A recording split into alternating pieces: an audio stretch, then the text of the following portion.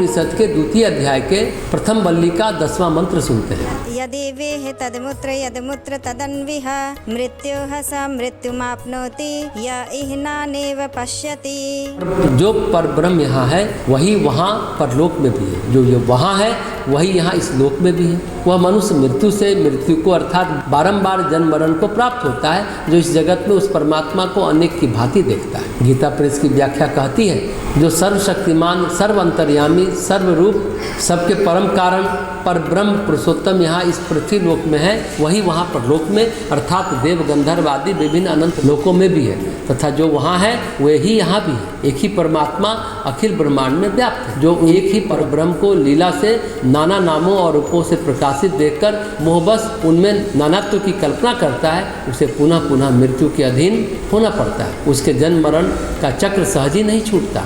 अतः दृढ़तापूर्वक यही समझना चाहिए कि वे एक ही परब्रह्म परमेश्वर अपनी अचिंत्य शक्ति के सहित नाना रूपों में प्रकट है, और यह सारा जगत बाहर भीतर उन एक परमात्मा से ही व्याप्त होने के कारण उन्हीं का स्वरूप है। जैसे कुरान में अल्लाह को कहते हैं दो जहाँ का मालिक, तो इस मंत्र में कहते हैं जो यहाँ है वही वहाँ है, यानी जो दृश्य में है भगवान वही अदृश्य में भी है, जो हमारी अनुभूति में है वही अनुभूति के पार भी है। इसमें उसमें कोई फर्क नहीं है, तनिक सा भी अंतर नहीं है यहाँ और वहाँ। ये हमारी कल्पनाएं हैं। रमण महर्षि के पास एक महिला झांसी से आई और एक आदमी बाहर के देश अमेरिका से आया हुआ था। उस महिला ने प्रणाम करके कहा अब हम वापस झांसी जा रहे हैं। फिर इस व्यक्ति ने कहा प्रणाम करके कि हम भी अमेरिका लौटने वाले हैं। दोनों ने कहा हमारा ध्यान रखिएगा।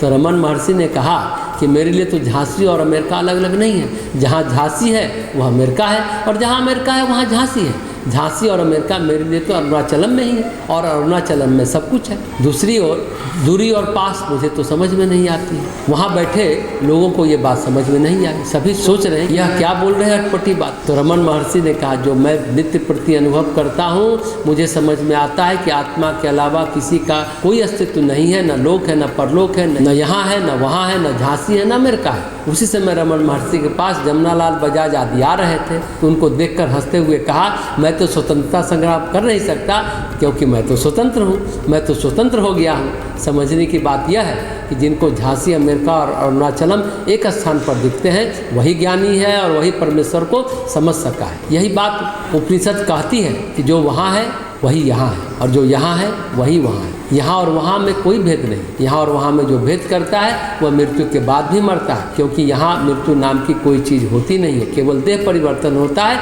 और देह परिवर्तन कर्मों के अनुसार शुभ या अशुभ होता है। यम लोग जाने वाले कर्म हैं तो यातना शरीर मिलेगा, प्रेत लोग जाने वाले कर्म है तो प्रेत शरीर मिलेगा, देव लोग जाने वाले कर्म है देव शरीर मिलेगा, गंधर्व लोग जाने वाले कर्म है तो गंधर्व शरीर मिलेगा। शरीर तो रहा ना, अगर वहाँ आप कर्म बदल डालें भगवत प्रार्थना से तो बात बन जाएगी। रमण महर्षि यही बात कहते हैं, ऐसा नहीं कि हम यही साधना करते हैं। देव गंधर्व भी कुछ साधना करते हैं, देवों में भी कुछ भक्त होते हैं, कुछ ज्ञानी होते हैं, कुछ ऋषिगण होते हैं, यक्षों में भी होते हैं, नागों में भी होते हैं। सभी जगह महात्मा है, धर्मात्मा है, सभी जगह दुरात्मा भी है। तो बस बात एक ही है, आप शांत हो जाए तथा यहाँ और वहाँ को एक देखें। जिस क्षण यह दृष्टि उन्मिलित होती है उसी क्षण मृत्यु के बाद मृत्यु से आप छूट जाए। यही अवस्था जीवन मुक्त की है। इसी के आगे जब आप पर कोई विधि निषेध नहीं लगता है तो यही अवस्था नित्य मुक्त जीवन की है। एक ही बात ध्यान रखना चाहिए कि यहाँ और वहाँ दोनों एक है और वही है, और उनके अलावा कुछ नहीं।